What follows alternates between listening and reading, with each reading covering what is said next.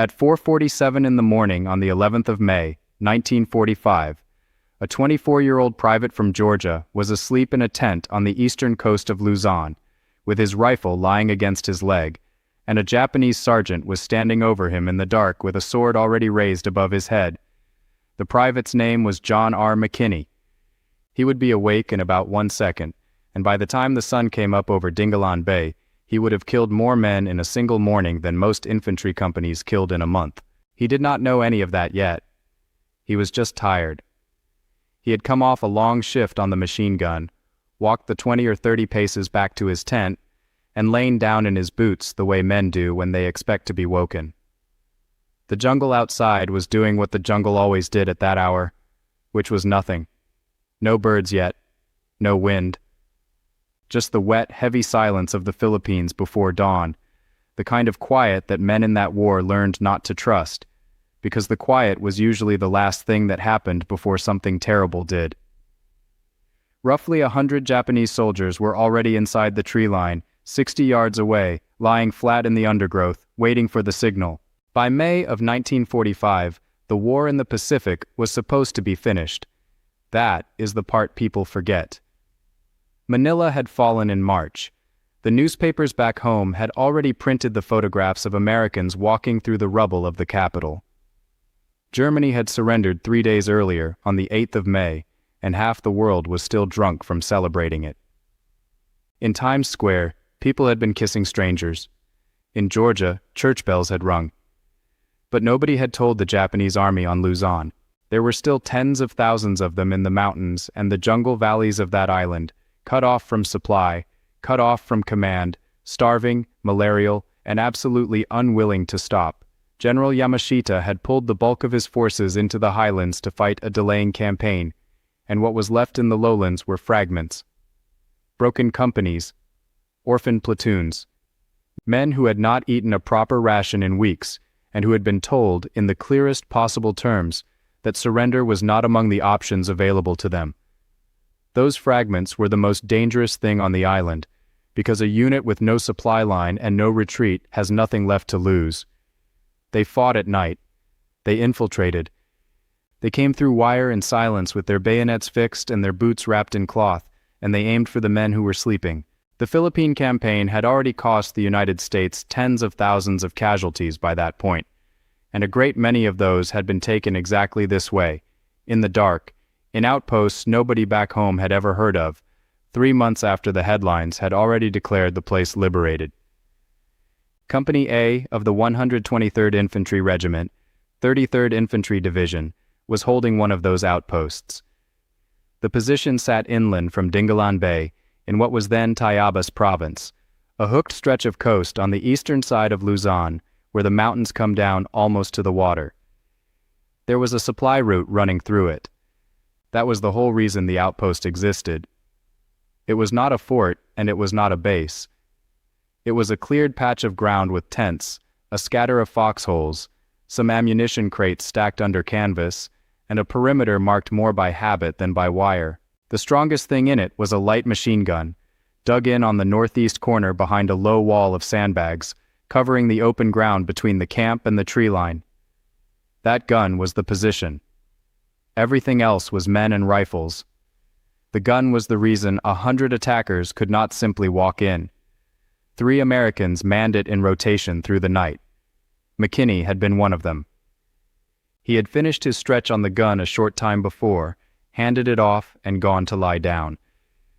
2 men were on it when the attack came. Behind them, scattered through the camp, were the rest of the company, most of them asleep, some of them writing letters they would finish in the morning, 1 or 2 of them awake for no reason at all. The Japanese had been watching this outpost for days. That is the detail that changes how you hear the rest of this. This was not a wandering column that stumbled into an American camp. Their officers had been observing the position through the trees, counting heads, timing the guard changes, learning which corner of the perimeter went quiet at which hour. They knew there was a machine gun, and they knew roughly where it was. They knew the Americans rotated it. They had built a plan around all of it. The plan was simple, and on paper, extremely good. A small vanguard would move in first, ahead of everyone. and would kill the nearest sleeping Americans without firing a shot. Swords and bayonets only. No noise. If they could take out the men closest to the machine gun, the main body could be over the sandbags and onto the gun itself before anyone in the camp understood that the war had come back. Then, they would turn that gun around. A light machine gun facing outward is a wall. The same gun turned inward, at a camp full of men in canvas tents with no cover between them and it, is a massacre that takes about 90 seconds. That was the entire concept. Take the gun, reverse it, and finish Company A before the sun rose. The man given the vanguard was a sergeant named Fukutaro Mori. He came through the perimeter clean. That is not a criticism of anyone.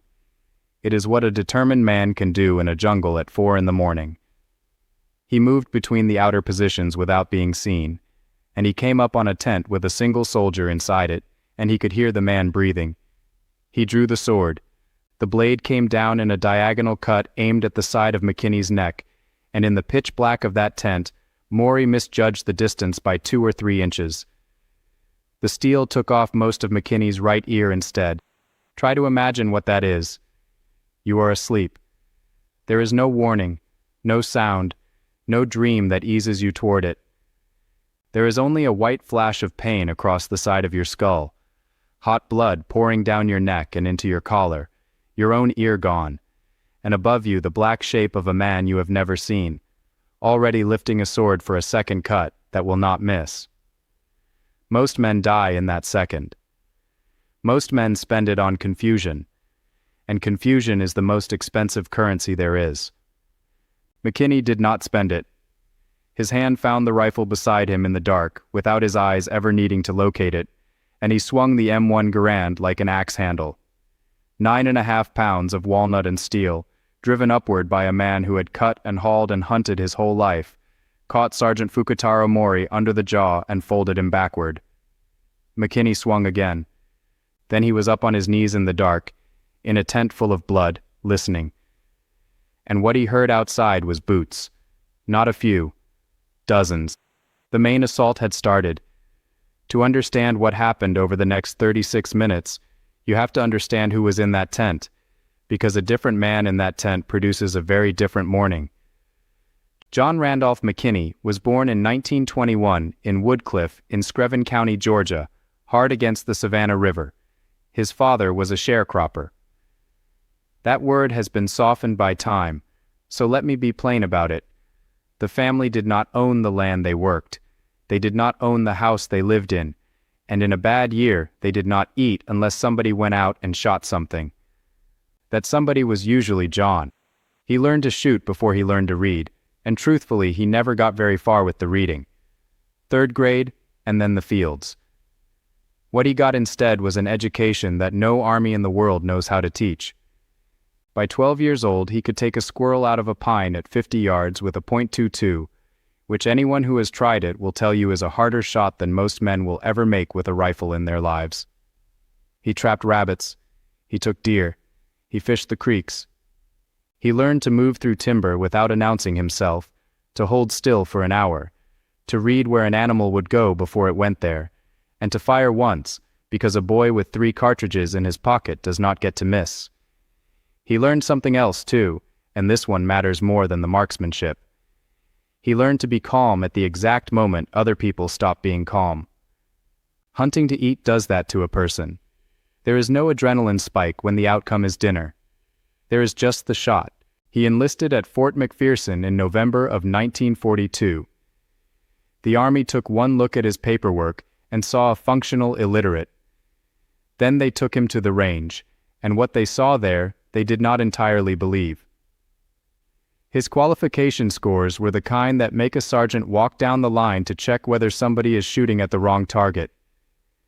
Instructors noticed the way he handled a weapon, without ceremony, the way a carpenter handles a hammer. They noticed the way he moved in the field, quieter than the men around him, always looking where nobody had told him to look. The 33rd Division shipped to the Pacific, and McKinney went through New Guinea, and then the Philippines, and he survived all of it. Malaria, dysentery, the rot that got into every seam and every boot. By the spring of 1945, he was a veteran, and he was still a private, because promotion required paperwork skills he did not have, and because he never once asked. His company knew two things about him. He was the best shot any of them had ever seen, and he slept with his rifle. Both facts were about to matter enormously. He came out of the tent into a camp that was coming apart.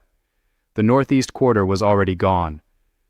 Muzzle flashes were stitching the dark in a line from the tree line toward the sandbags, the sharp flat crack of Arisaka rifles cutting across the deeper hammering of Garands. Men were shouting in two languages. Somewhere to the south there was screaming that did not sound like it was going to stop. McKinney stood there with blood running off his jaw and did the thing that almost nobody does in the first 10 seconds of an ambush. He looked. He did not run toward the noise or away from it. He read the ground the way he had read 100 stands of timber, and in 3 or 4 seconds he found the only fact that mattered in the entire camp. The machine gun had gone quiet. 30 yards away, on the corner he had left less than an hour before, there were figures moving over the sandbag wall, and none of them were shooting outward. Here is what had happened there. The 2 men on the gun had taken the first rush head-on. One of them, hit by a bayonet in the shoulder in the opening seconds, went down. The second man made a choice that was correct, humane, and catastrophic all at once. He grabbed his wounded friend and dragged him toward the rear, because leaving him there meant leaving him to bleed out on the sandbags. It was the right call. It also meant that the single most important weapon on that perimeter was now sitting unattended in the dark, with 10 Japanese infantrymen climbing into the pit around it. One of them was already crouched over the gun, working at the traverse, trying to swing the barrel around to face the tents. McKinney had, at most, 20 seconds before that muzzle came around, and there was not one other American in a position to do anything about it. He ran straight at them, not toward cover, not around the flank. One man, bleeding from the head, sprinting across 30 yards of open ground at 10 enemy soldiers who had just taken the strong point. 2 of them saw him coming and brought their rifles up. He shot the first one at 15 yards while still running. He shot the second at 10.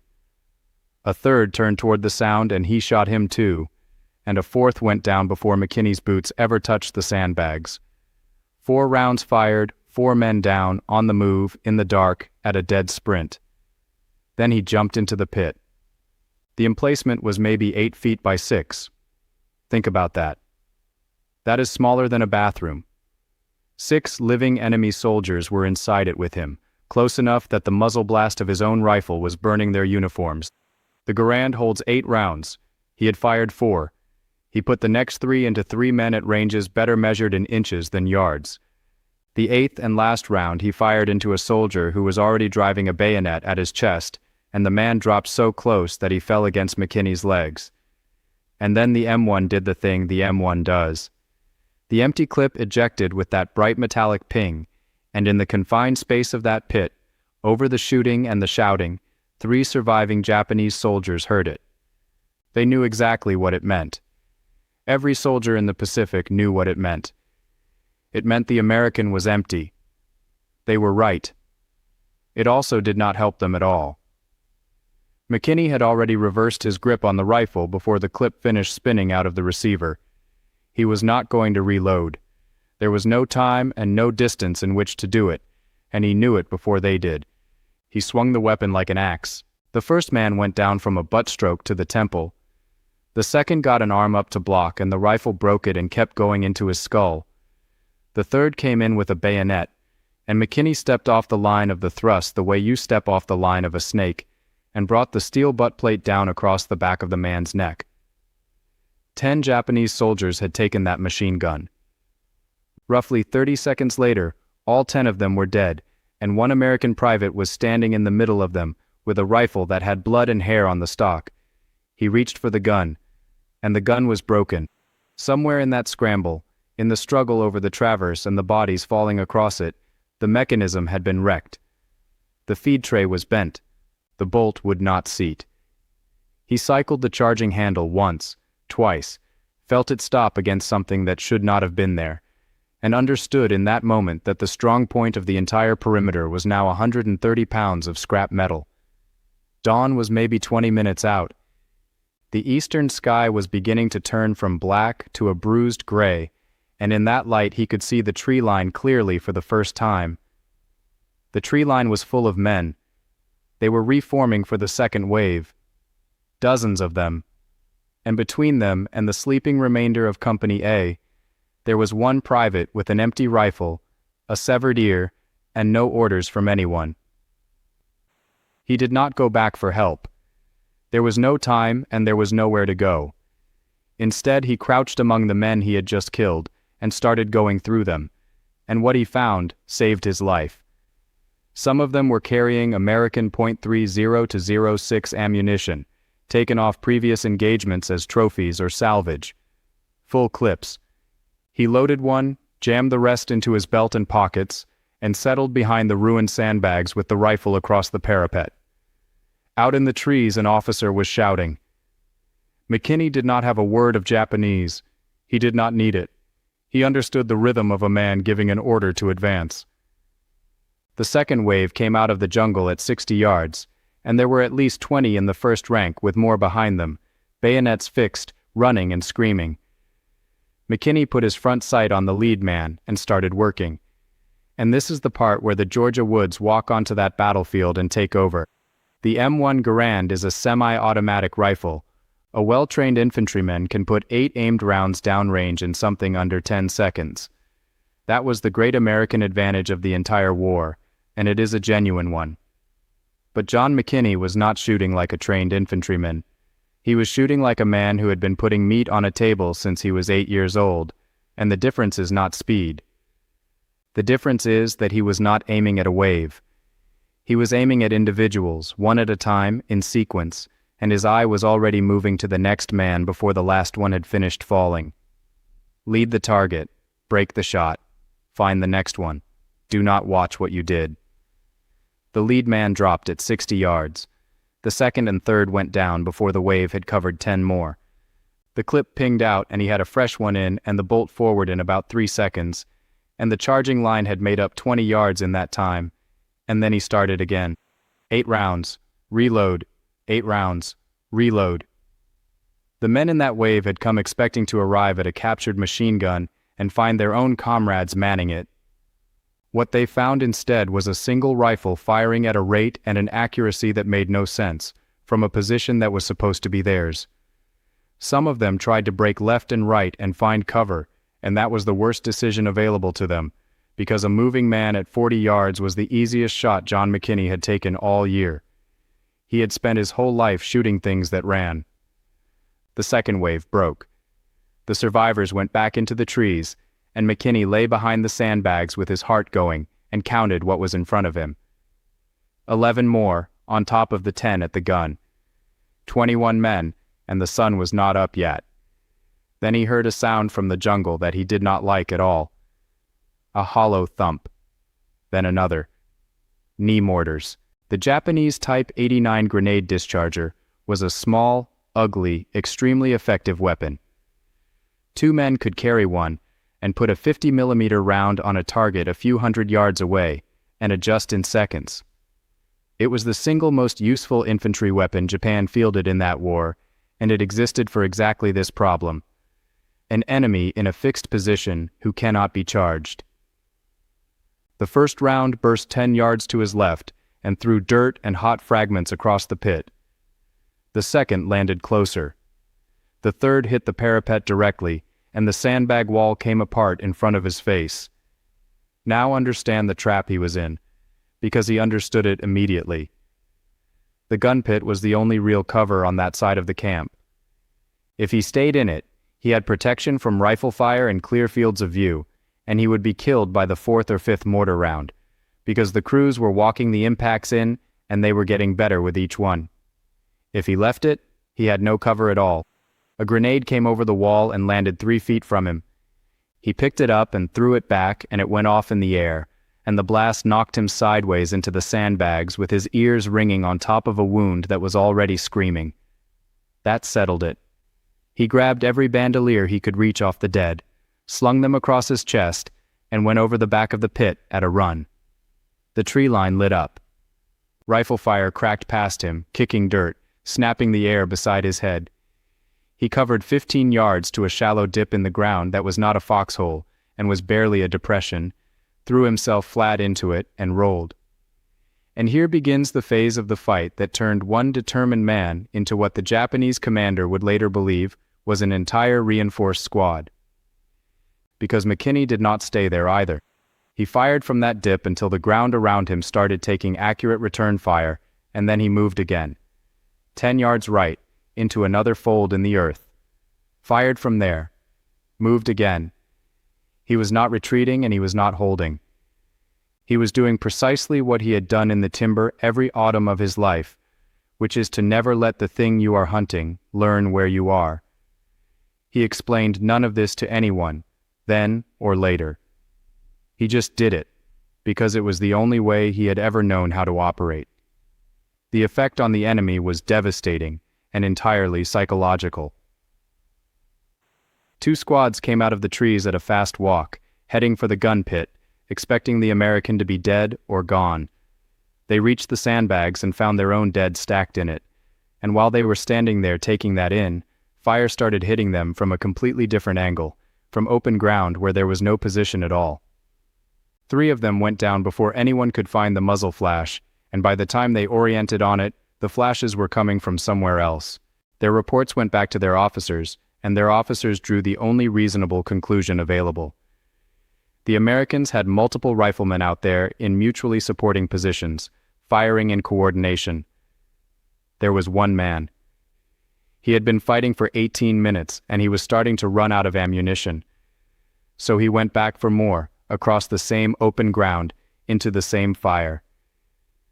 He waited for a gap in the mortars, counted, and sprinted for the gun pit, running a broken zigzag, and something tugged hard at his sleeve on the way, and he landed among the bodies he had made 20 minutes earlier. The smell in that pit by then was something most people will never have to imagine. Blood and burnt powder, and the specific copper thickness of it in tropical heat. McKinney had butchered hogs. He had field-dressed deer in the Georgia summer. He noticed it, and then he stopped noticing it and went to work, stripping clips and pouches off men he had killed, filling his pockets with 60-odd rounds. A soldier came over the sandbags while he was crouched down doing it. Crawled forward under the mortars, saw the American, brought his rifle up. McKinney shot him through the chest at a distance of about 2 feet and took his grenades off his belt while he was still falling. 3 of them.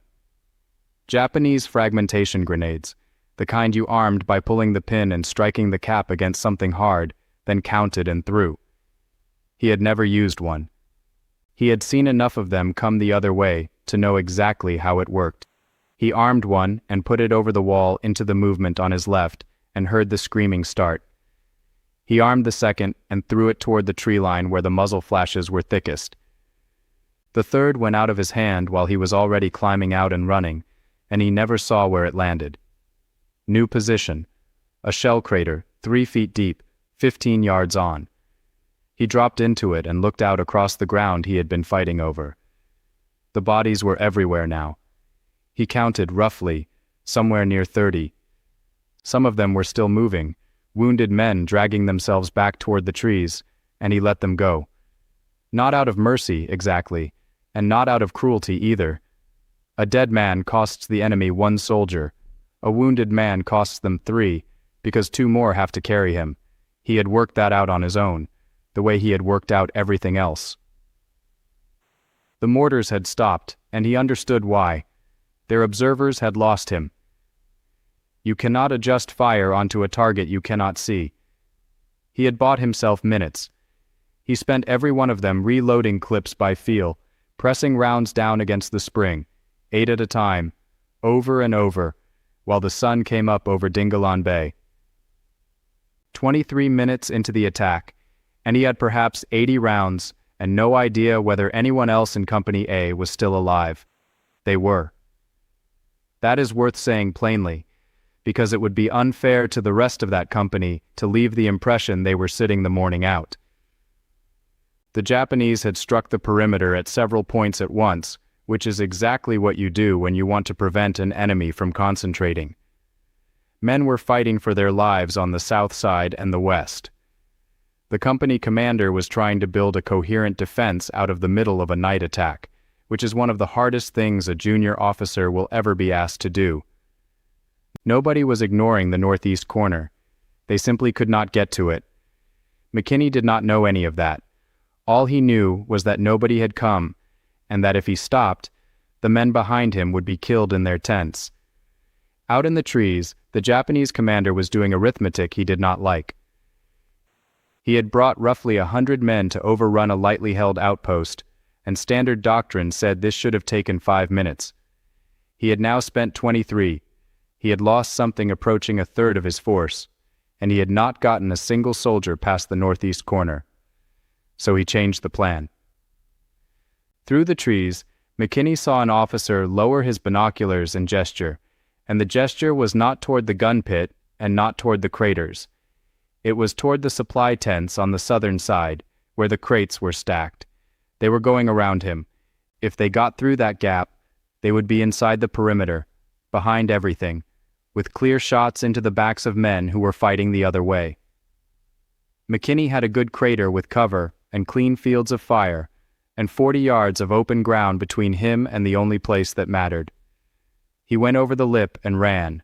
He made it in about 8 seconds and threw himself down behind a stack of ammunition crates as the first Japanese soldiers came out of the jungle to the south, 12 men in a column, moving for the gap between the tents. They had no idea he was there. Nobody could have been there.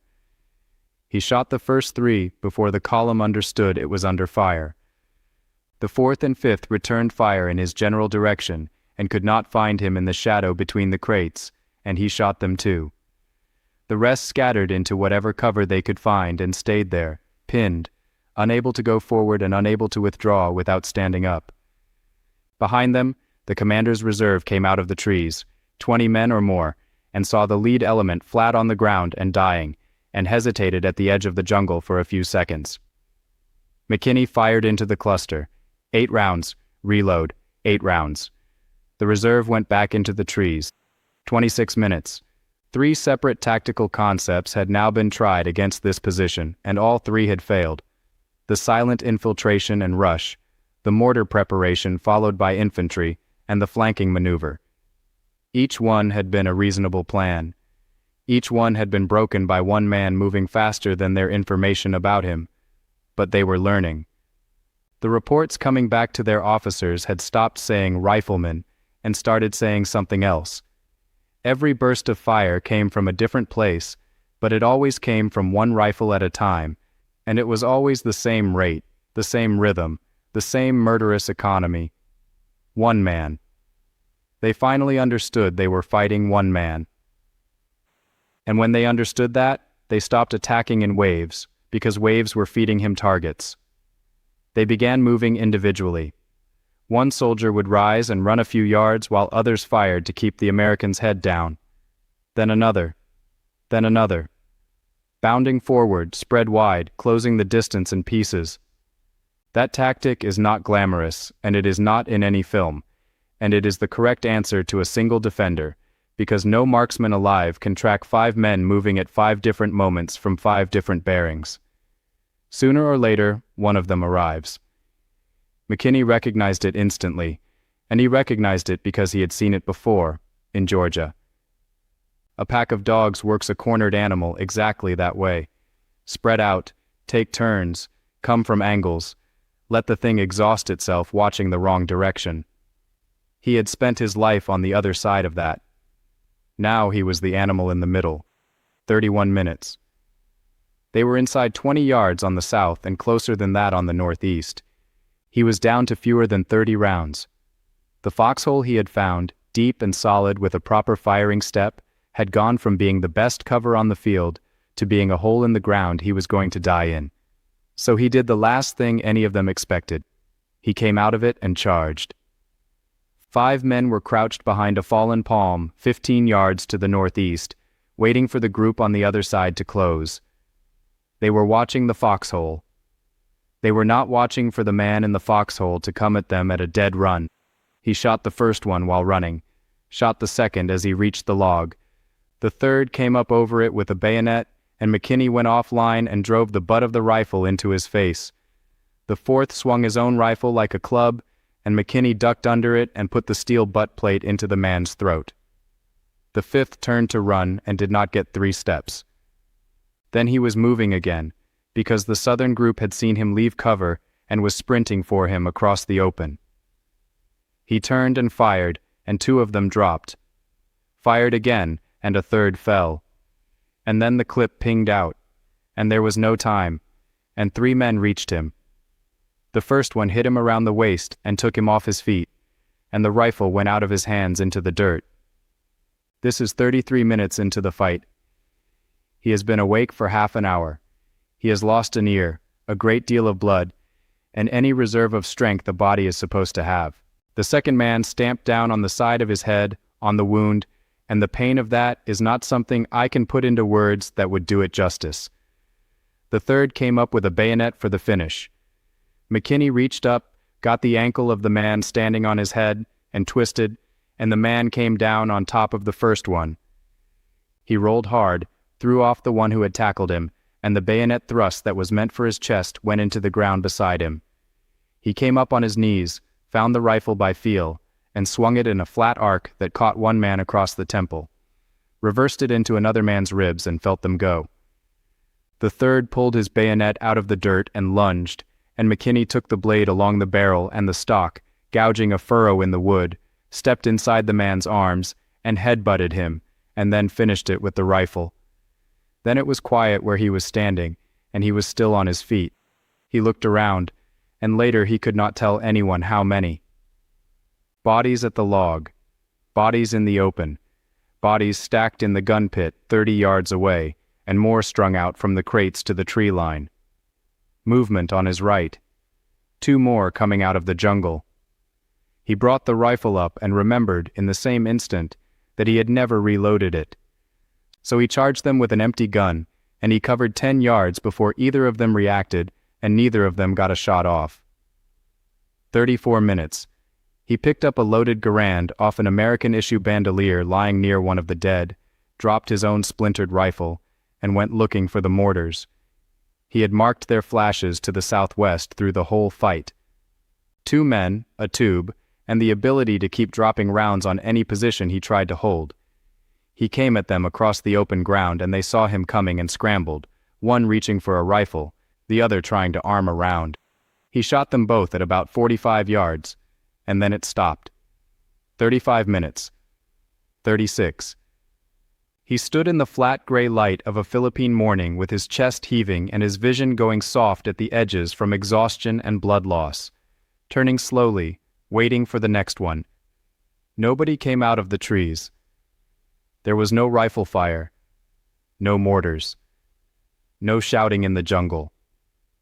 There were only the sounds that come after, which are the worst sounds of all, men crying out in the undergrowth where they had crawled to, and the flies, which arrive faster than you would ever believe.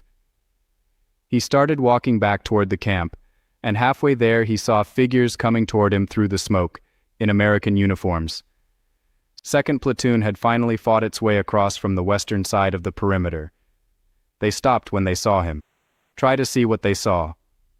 A private, alone, soaked in blood from the neck down, half his ear gone, holding a rifle that was not his own, standing in a field of dead men that stretched from the tree line to the supply tents.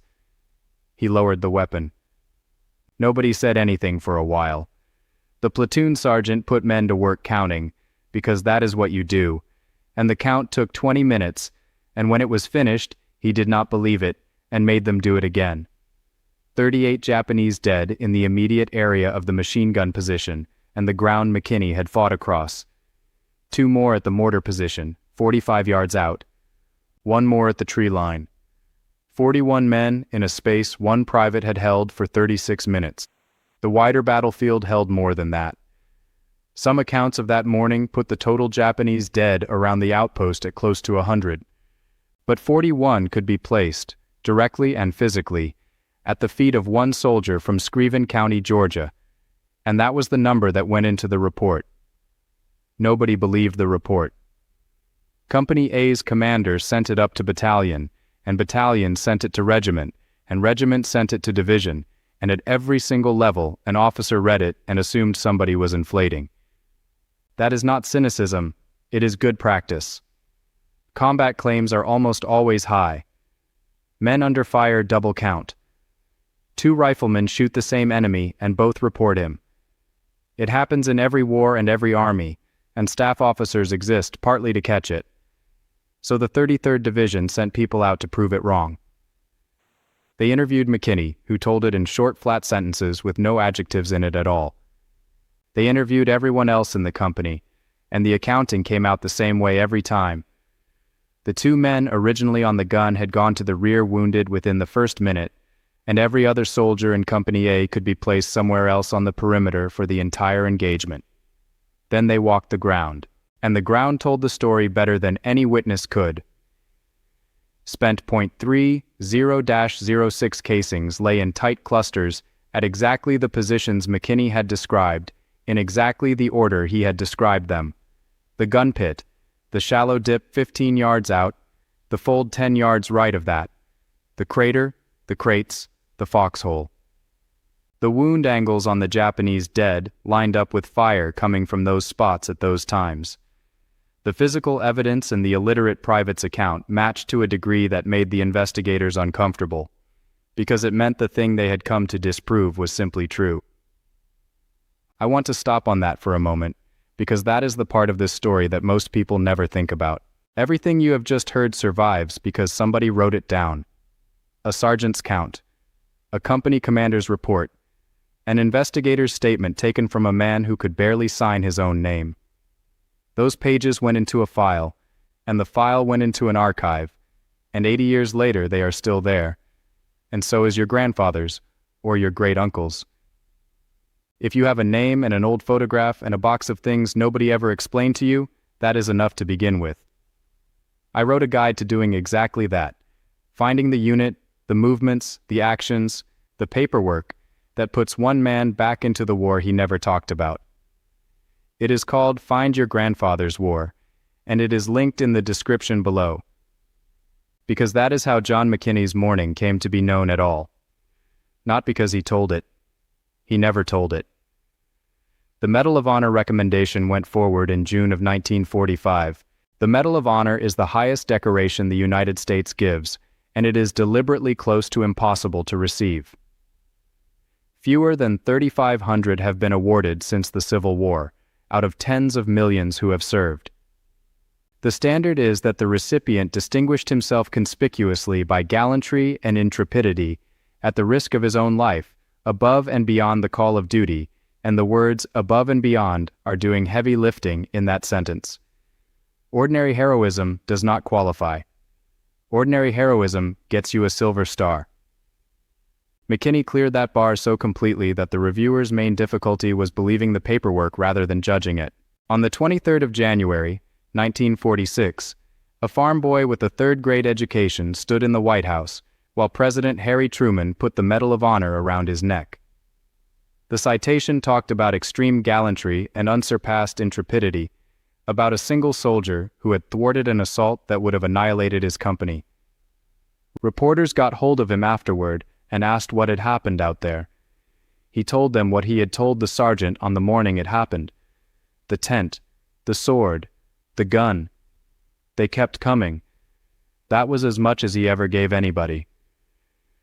The press decided he was the Pacific's answer to Audie Murphy, and there was something to that comparison. Both were young. Both were poor.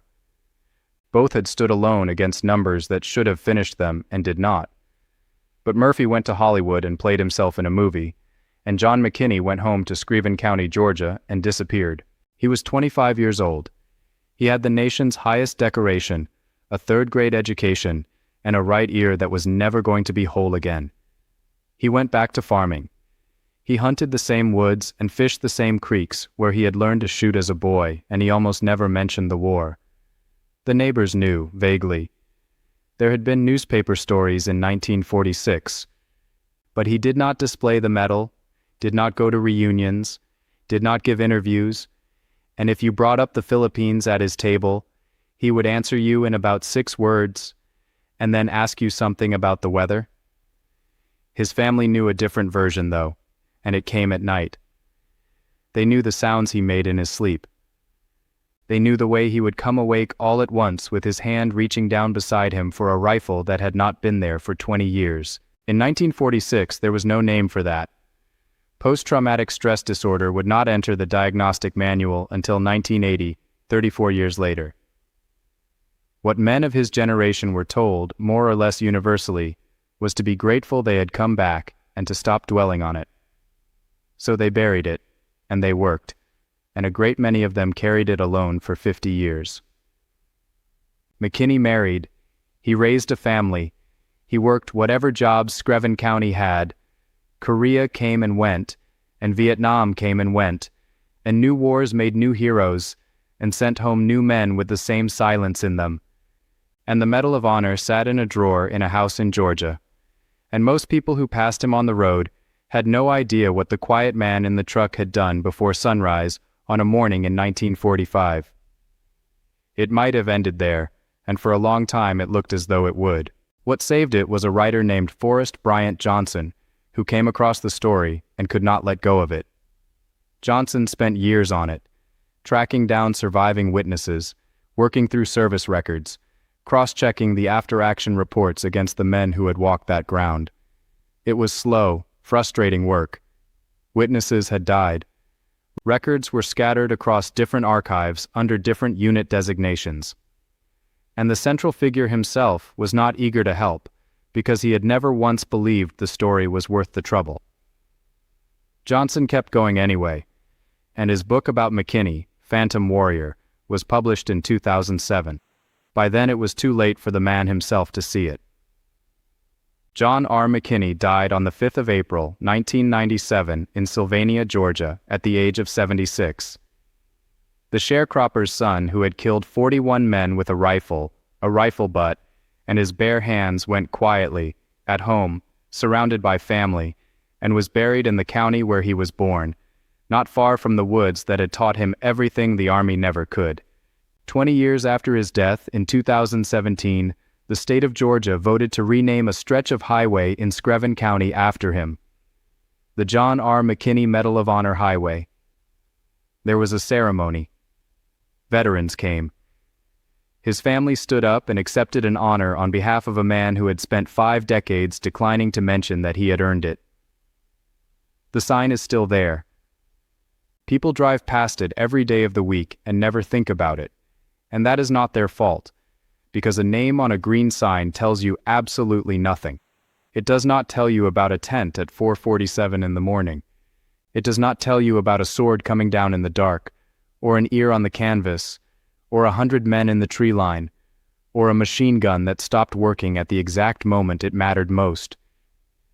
It does not tell you that a company of sleeping Americans woke up alive because one private who could barely read decided, alone and without orders, that nobody was getting past him. 41 men, 36 minutes, one rifle, and when the rifle was empty, the rifle anyway. He never asked to be a hero, and he never once acted like one. He was a farm boy who went where the Army sent him, did what had to be done to keep the men around him breathing, and then went home and spent 50 years not talking about it. That is the whole story. That is John McKinney. If this one got to you the way it got to me, do something small before you go. Hit the like button. It is the single thing that decides whether YouTube shows this man's name to anyone else today. Subscribe if you are not already, because we go looking for these stories every week, the ones that were nearly lost in a filing cabinet. And leave a comment telling us where in the world you are watching from, and whether someone in your own family served. This channel exists in 100 countries, and every one of those comments is a piece of somebody being remembered. Thank you for watching, and thank you for making sure John McKinney does not disappear into silence.